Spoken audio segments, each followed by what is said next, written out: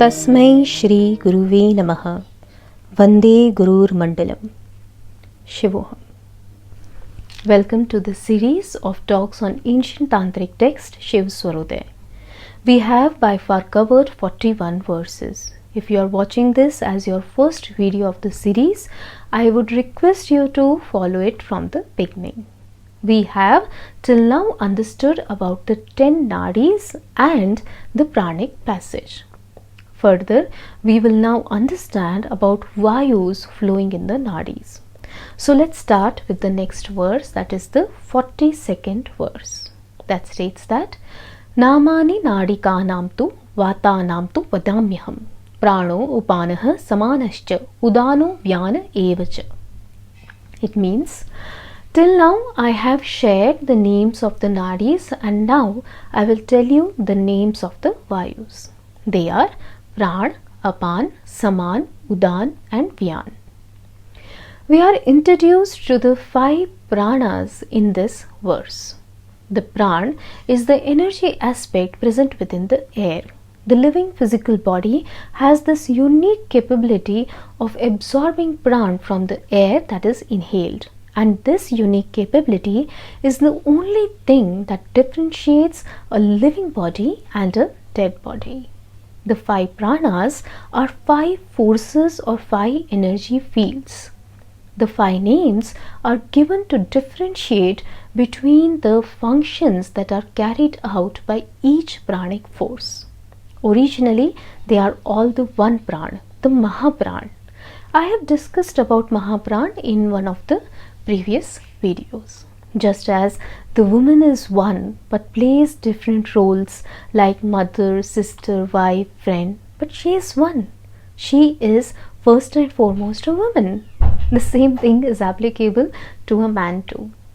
We generally attach ourselves to the roles we play and forget that we are foremost a human. And even before that we are soul, and even before that we are pure consciousness. The journey is to remember our source.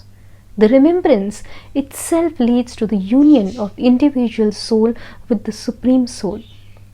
Alright, coming back to the subject, the pran is one but plays different roles, hence the 5 different names. You will get to know about the locations and functions of the 5 pranas and also about the 5 sub-pran in the further verses.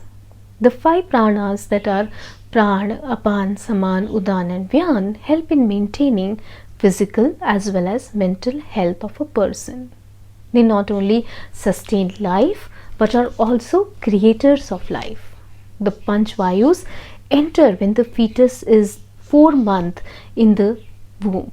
This marks the first pranic movement in the body, and result of which soul enters the body. During death, as the pran leaves the body, the soul too is departed.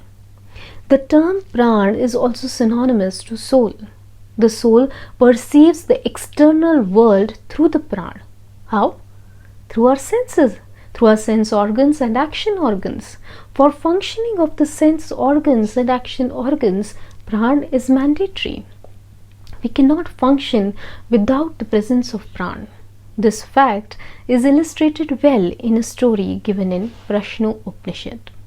Once so happens that all the 5 senses, hearing, sight, taste, smell and touch, were sitting and talking to each other. They were actually boasting about their abilities and importance. Each of them felt that it is the one who rules the body. They started showing off their abilities as the pran watched them all. Hearing stirred emotional and passionate music, sight created breathtaking, exquisite shades of color, smell filled breath with heavenly aromas, taste mouth-watering tastes in manifestation, and touch made the body experience soft warmth and comforting coolness. There was a real show put up that was watched silently by the pran. As all start a discussion on who is the ruler of the body, pran says, "None of you are the ruler of the body." But none of the senses paid heed. The pran once again says, None of you are the ruler of the body, but the senses are so self-absorbent that they do not listen to the pran. The pran gets angry and starts leaving the body. As it starts to leave, all the senses and their creation starts fading. The senses stop existing. The senses do not know what happened and get scared.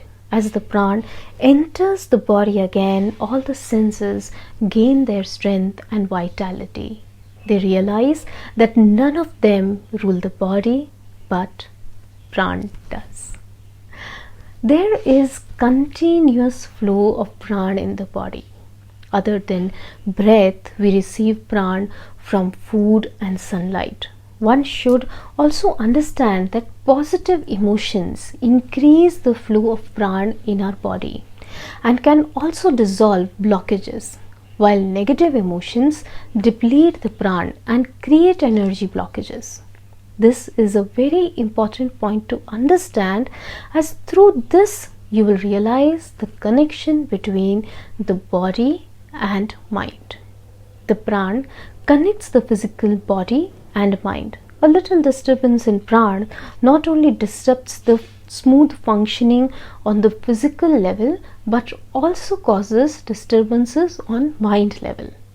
A balanced mind means the mind that is unperturbed, whether it's going through a good experience or a bad one. And such balanced mind creates balance in the pran, and it is other way round too.